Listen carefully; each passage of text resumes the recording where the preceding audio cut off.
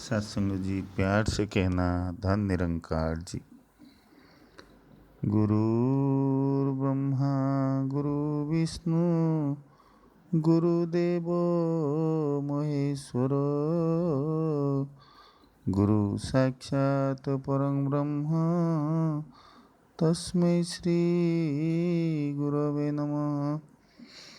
ब्रह्मानन्दं परमसुखदं केवलं ज्ञानमूर्ति द्वन्द्वातीतं गगनसदृशं तत्त्वमस्यादिलक्ष्यम् एकनित्यं विमलमचलं सर्वाधिसाक्षीभूतं भावातीतं त्रिगुणरहितं सद्गुरुत्वं नमामि। भावातीतं त्रिगुणरहितं सद्गुरुत्वं नमामि। सत्संग जी, गुरु ही ब्रह्मा, गुरु ही विष्णु, गुरु ही महेश्वर, गुरु ही तीन लोक का सृष्टि करता है, पालन करता है और संहार करता है। इस बात को हमें मानना पड़ेगा। सत्संग जी, जब जब इस सृष्टि जब से बनी है तब से प्रभु परमात्मा शरीर लेकर के धरा में आए हैं और उनके आने का एक ही केवल मकसद है, ये सच्चाई को जनमानस को अवगत कराने का है कि हे मनुष्य, हे इंसान, तुम जो है अमृत का संतान है। ये संसार का जो सुख है ये सदा के लिए नहीं है, क्षण भंगुर है। क्योंकि ये संसार क्षण भंगुर है, ये शरीर नश्वर है, क्षण भंगुर है। तो इसलिए ये जो सुख है, सांसारिक सुख है, ये सदा के लिए नहीं है। It's a matter of temporary thing, यही समझाया। लेकिन इसको समझने वाले बहुत कम ही लोग मिले। साथ संगत जी, अगर हम इस बात को देखें कि सुख और दुख इसका कोई डेफिनेशन नहीं है। अगर इंसान अनुकूल परिस्थिति से थोड़ी देर के लिए प्रतिकूल परिस्थिति में जाता है तो उसे दुख कहते हैं। फिर जो वो प्रतिकूल परिस्थिति से उभर आता है तब वो जो सिचुएशन है, वो जो परिस्थिति है, उसको सुख मान बैठता है। मानो कि जैसे एक इंसान के पास सारे कुछ सुख सुविधा है, गाड़ी है, बंगला है, सब कुछ है। एक दिन उस इंसान ने एक बड़ा कार, कोई भी ले लीजिए, BMW, ऑडी, फुल AC वातानुकूलित एयर कंडीशन कार लेके दोपहर को भारी धूप में निकल पड़ा और कुछ दूर जाने के बाद उसका गाड़ी अचानक खराब हो गया। तो गाड़ी का जो ड्राइवर है और वो उतरता है, उतर के कहता है कि मालिक गाड़ी खराब हो गया है, इसको ठीक करने के लिए थोड़ी देर लगेगा, और साथ संगत बीच रास्ता में वो गाड़ी खड़ा करके ठीक करने लग जाता है। इतने में क्योंकि गाड़ी बंद है तो एसी भी बंद है, तो अंदर बहुत गर्मी होता है, और साथ संगत वो इंसान क्या करता है, वो कार से बाहर आ जाता है। जब बाहर आके देखता है तो बाहर भी बहुत तेज़ धूप है, बहुत गर्मी हो रहा है, लेकिन साथ संगत उसी रोड पे कई लोग जाते रहते हैं, कोई साइकिल से, कोई मोटरसाइकिल से, कोई कार से भी जाता है, कोई बस से जाता है, और जिसके पास कोई साधन नहीं है वो बेचारा उस धूप में पैदल भी जाता है। और जो पैदल में जाता है साथ संगत, उससे कोई परेशानी नहीं है, बड़ा दिल खुश करके अपना चले जाता है। तो साथ संगत परिस्थिति एक ही है, वही धूप, वही शरीर, पंच तत्व का बना शरीर, वही इंसान, वही खून, वही सब कुछ है दोनों में। लेकिन एक आदमी वो अपना मस्ती में है, और दूसरा समान परिस्थिति में साधु मंडली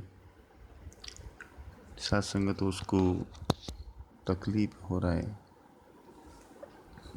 तो अभी ज़िंदगी भर जिसने एसी एयर कंडीशन कार में रहा, जाना आना किया, उसके लिए उतना ही मुहूर्त साथ संगत बहुत कष्टदायी, बहुत दुखदायी रहा। लेकिन जो इंसान ज़िंदगी भर पैदल जाता है, धूप नहीं, बारिश नहीं, कोई भी परिस्थिति हो, सब भगवान का देन समझ के जो इंसान चलता रहा, उसके लिए हर समय खुशी ही खुशी है। साथ संगत जब एक इंसान के पास कुछ नहीं था, पैदल जा रहा था, और साइड में एक साइकिल वाला साइकिल लेके गुजरा, तब इसके मन में भी ध्यान आया कि मेरे पास अगर एक साइकिल होता तो आज मैं भी साइकिल में चला जाता। तो उसके लिए वो दुख बन गया। वही इंसान जो साइकिल लेके जा रहा था, जब थोड़ी दूर आगे गया, देखा एक बाइक वाला एक बाइक लेके, सुंदर सा बाइक लेके गया, और साथ संगत इसके मन में आया मेरे पास एक बाइक नहीं है, साइकिल चला के जा रहा हूँ इतना तकलीफ़ में, मेरे पास अगर एक बाइक होता या मोटरसाइकिल होता तो आज मुझे भी खुशी मिलता, आनंद मिलता। साथ संगत वो साइकिल वाला को वो गाड़ी नहीं है, इसीलिए वो दुखी हो गया। कुछ देर आगे जाने के बाद, कुछ देर के बाद साथ संगत जब गाड़ी वाला के पास, मोटरसाइकिलिस्ट के पास एक कार गुजरा, तो साथ संगत वही चीज़ कि उसके मन में भी आया, आज मैं मोटरसाइकिल से जा रहा हूँ, कमर दुख रहा है, हाथ पैर दुख रहा है, अगर मेरे पास एक कार होता तो मुझे कितना खुशी मिलता, कितना आनंद मिलता। साथ संगत दास का कहने का मतलब यह है कि हर जगह पे आज इंसान परेशान है, दुखी है, और उसका दुख का कारण वो खुद ही है। जब पैदल जा रहा था तब उसने दातार की जो मेहर है उसने समझा नहीं। अगर उसके मन में यह आता, अरे मेरा तो दोनों पैर ठीक है, मैं पैदल जा सकता हूँ, दुनिया में ऐसे लोग हैं जिनके पैर ही नहीं है। मोटरसाइकिलिस्ट अगर चिंता करता कि देखिए मेरा पास तो एक मोटरसाइकिल है, वो बेचारे साइकिल वाला साइकिल लेके जा रहा है इतनी धूप में, उसे भी आनंद मिलता, उसे भी खुशी मिलता। साथ संगत, कहने का भाव ये है कि परिस्थिति कैसे भी हो, मन अपना जो है ये प्रभु के चरणों में लगा रहे, गुरुदेव के चरणों में लगा रहे, तब दुनिया में असली आनंद प्राप्त होगी, असली खुशी प्राप्त होगी और जीवन में सुख ही सुख रहेगा। इस संदर्भ में दास एक कहानी सुनाना चाहेगा। सत्संगत एक सौदागर था। कुछ दिन अपना सामान लेके बेचने के लिए गांव में गया। एक गांव से दूसरे गांव, दूसरे गांव से तीसरे गांव, ऐसे चलते चलते कुछ दिन के बाद उसका सारे सामान जब बिक गया तो काफ़ी सारे धन दौलत इकट्ठा करके साथ संगत वो अपने घर वापस जा रहा था। इतने में साथ संगत क्या हुआ, कुछ चोर उसको रास्ते में मिले, कुछ डाकू उसको रास्ते में मिले और साथ संगत उसको चाकू तलवार लेके उसके पीछा किया। इतने में जब सौदागर को पता चला कि कुछ डाकू लोग मेरे पीछे हैं तो उसने भागने लगा साथ संगत। कुछ देर भागने के बाद देखा कि सामने एक जंगल है। सोचा कि जंगल के अंदर अगर चले जाऊं तो हो सकता है चोर लोग, ये डाकू लोग मुझे ढूंढ नहीं पाएंगे। ये समझकर वो जंगल के अंदर घुस गया। उस जंगल में वो भाग रहा था, भागते भागते भागते भागते आगे आगे जा रहा है, पीछे पीछे डाकू लोग भाग रहे हैं।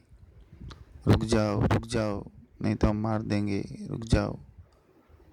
साथ संगत, ऐसे में क्या हुआ ना, डाकू जब भाग रहा था तो सामने एक कुआं था साथ संगत, उस कुआं में वो गिर गया। जब वो कुआं में गिर गया साथ संगत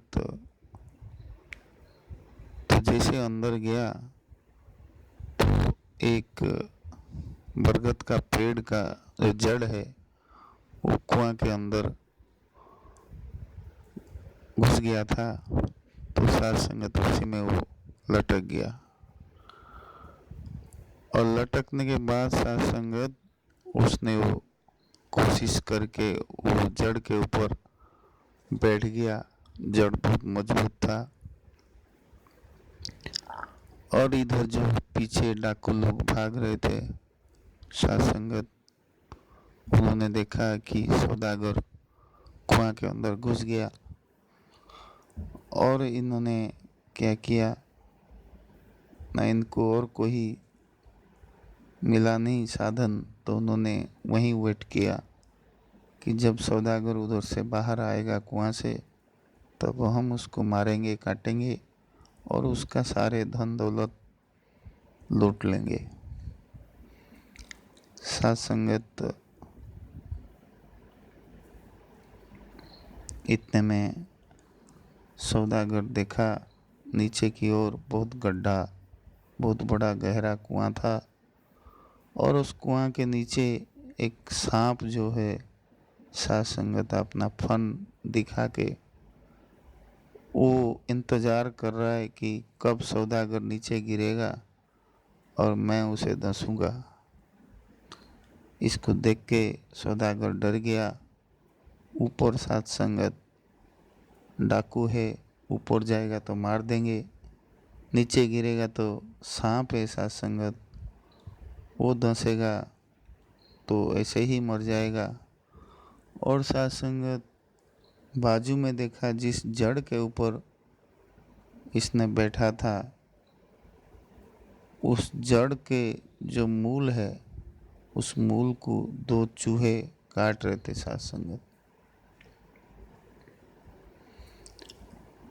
और ये सब चीज़ देख के सौदागर बहुत डर गया।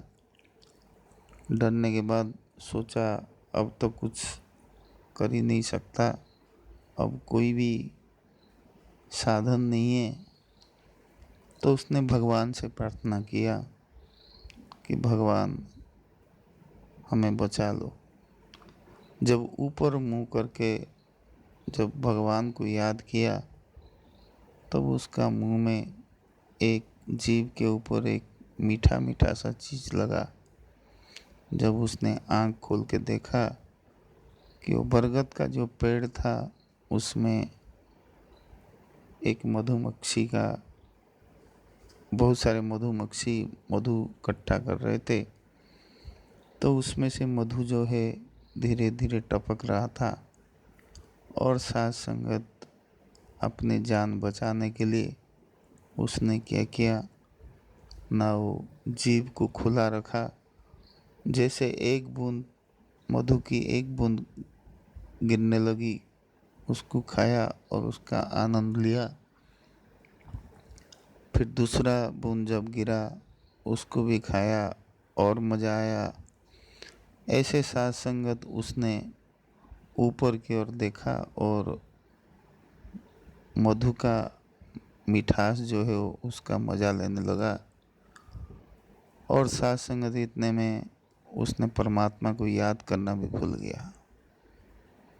साथ संगत परिस्थिति देखिए, ऊपर डाकू लोग हैं मारने के लिए तैयार है और नीचे काल सर्प है वो दंसने के लिए तैयार है। इधर जिस जड़ पे बैठा हुआ है 2 चूहे वो जड़ को काट रहे हैं। थोड़ी देर में वो पूरा जड़ को काट देंगे तो अपने आप नीचे गिरेगा। लेकिन साथ संगत ये भूल चुका है। ये अपने मस्ती में सांसारिक मिठास को लेने के लिए, सांसारिक मस्ती को लेने के लिए ये तैयार है, ये आग भर है, ये बैठा हुआ है साथ संगत। साथ संगत ये सौदागर कोई नहीं है। दास तो ऐसे ही खुद को समझाने के लिए, खुद समझने के लिए साथ संगत ये कहानी आप लोगों के चरण में रखा। ये सौदागर और कोई नहीं है, ये सौदागर दास है, ये सौदागर हम सब है, आप है, हम सभी लोग हैं साथ संगत। साथ संगत ऊपर भाई बंधु परिजन ये सब है जो कि ये इंतज़ार कर रहे हैं साथ संगत कब हमारी मौत होगी और हमारा ज़मीन जायदाद वो लोग बंटवारा करेंगे। साथ संगत आज महापुरुष कमलजीत सिंह जी की विचार आपने सुनी। उन्होंने कहा कि जो सब है उसका देहांत तो हो गया, इंसान का उस सब को लेके गया और उसको जला के घर नहीं पहुंचा। साथ संगत यहाँ पर कितना ज़मीन है, कितना जायदाद है, किसके भाग में कितना आएगा वो बांटने के लिए बैठ जाते हैं। हम सभी की परिस्थिति ऐसे ही है साथ संगत, यहाँ कोई अपना नहीं है। जो भी इस संसार में है केवल एक रिश्ता है, एक नाता है साथ संगत। लेकिन असली रिश्ता हमें परमात्मा से रखना चाहिए, मेरे सदगुरु से असली रिश्ता रखना चाहिए साथ संगत। क्योंकि भाई बंधु कुटुंब कबीला ये साथ संगत हम मर जाने के बाद 2-4 दिन रोएंगे, उसके बाद अपने अपने काम पे लग जाएंगे और जितना ज़मीन जायदाद जो भी इकट्ठा किया है ज़िंदगी में वो सारे को बटोरने लग जाएंगे साथ संगत। साथ संगत वो काल सर्प और कोई नहीं है, वो यमराज है साथ संगत। वो बैठा हुआ है, एक दिन आएगा वो इस नश्वर शरीर से ही आत्मा रूपी जो भगवान को निकाल के ले जाएगा साथ संगत। और वो चूहे कोई नहीं है साथ संगत, वो चूहे ये काल है, ये समय है, ये हमारी उम्र है साथ संगत। धीरे धीरे कटती जा रही है, कटती जा रही है, कटती जा रही है। एक एक दिन हमारी जितनी भी जिंदगी बख्शी है उससे कम होता जा रहा है साथ संगत। लेकिन हम ये सारे चीज को भूल के इस संसार का जो सुख है, जो सामयिक है, जो साथ संगत सदा रहने वाला नहीं है, जो सदा टिकने वाला नहीं है, उस सुख के पीछे हम पड़े हुए हैं। आओ साथ संगत, आज महापुरुष चेतावनी दे रहे हैं कि इंसान तो आज भी समय है, समझ जा। इसलिए साथ संगत दास ने ये श्लोक जो पहले पढ़ा था कि ब्रह्मानंदम परम सुखदम, साथ संगत जी ये ब्रह्मानंद, ये ब्रह्म ही आनंद है और आनंद ही ब्रह्म है। साथ संगति ब्रह्म कौन है? ये ब्रह्म ज्ञान है। तो साथ संगत जब ब्रह्म आनंद है और ब्रह्म ज्ञान है तो ज्ञान ही आनंद है साथ संगत। जैसे हम मैथ पढ़ते हैं, A is equal to B, A is equal to C, that is why B is equal to C. साथ संगत कहने का मतलब जब A B के बराबर है, A C के बराबर है, तो A B C में कोई फर्क नहीं है साथ संगत। सेम हुए साथ संगत, जब ब्रह्म आनंद है और ब्रह्म ज्ञान भी है तो ज्ञान ही आनंद है साथ संगत। तो ये ज्ञान, ये आनंद का सोर्स है, ये स्रोत है साथ संगत। It is the source of eternal bliss, eternal happiness साथ संगत। ये गंताघर है, इस सुख के खनी है साथ संगत है ज्ञान। तो ये ज्ञान ही है ऐसा सोर्स, ऐसा गंताघर, ऐसा खनी जहाँ पर से हमें क्या मिलता है? न परम सुखदम सद्मंडली। सुख तो इस संसार को सुख बोलते हैं साथ संगत, जो कि नश्वर शरीर, ये इंद्रिय को चाहिए साथ संगत। दास को याद आ रहा है भागवत के, जो हमारे उड़ीसा के अति बड़ी जगन्नाथ दास है, उन्होंने 2-3 लाइन, ऐसे तो हर एक लाइन साथ संगत पढ़े तो उसका जो मीनिंग है साथ संगत, वो इतनी खूबसूरत ढंग से समझाया लोगों को। वही चीज आज सदगुरु माता सुदीक्षा जी हमें सिखा रहे हैं साथ संगत। उन्होंने त्रयोदश स्कंद में लिखा है कि सुनो उद्धव सावधाने, ए जीव रही सर्वस्थाने, केवल ध्यायी साध्य भावे, इंद्रिय सुख दुख भोगे, एणु लागोई गुण दोष, जीवत निर्गुण पुरुष। सत्संगति इंद्रिय की सुख दुख के लिए है। इस संसार के जो सुख है ये केवल इंद्रिय के लिए है, लेकिन इस सुख से बढ़कर एक सुख है जिसको हम परम सुख बोलते हैं। ये परम सुख ये आत्मा को चाहिए साथ संगत। तो परम सुखदं, परम सुखदम साथ संगत संस्कृत में दा धातु का अर्थ है दान या देना। तो ये कहता है कि परम सुख देता है। कौन देता है? न ब्रह्मानंदम परम सुखदम। ये ब्रह्म, ये ज्ञान, ये जो आनंद का स्रोत है, ये जो आनंद का सोर्स है, ये केवल परम सुख को दे सकता है। बाकी संसार की कोई सुख साथ संगत ये क्षण भंगुर है, क्षण स्थायी है, ये थोड़ी देर के लिए। आज ये चीज़ अगर हमारे लिए सुख है, कल ये जाके हमें दुख देता है शासन। इसको हम सुख नहीं कह सकते, लेकिन ये जो सुख से बढ़कर जो सदा टिकने वाला, सदा रहने वाला जो सुख है, उसको परम सुख बोलते हैं। और वो परम सुख कहाँ मिलता है? न ब्रह्मानंदम परम सुखदम। केवल ये ब्रह्मानंद, ये केवल ये ज्ञानानंद, साधु मंडली केवल ये ज्ञान, ये जो रूपक आनंद है, ये केवल जीवन को परम सुख दे सकता है। और सत्संगत आज महापुरुष यही बेड़ा उठा रहे हैं, सदगुरु माता जी यही कह रहे हैं कि इंसान समय रहते हुए तुम इस सुख को पालो, ये परम सुख को प्राप्ति कर लो।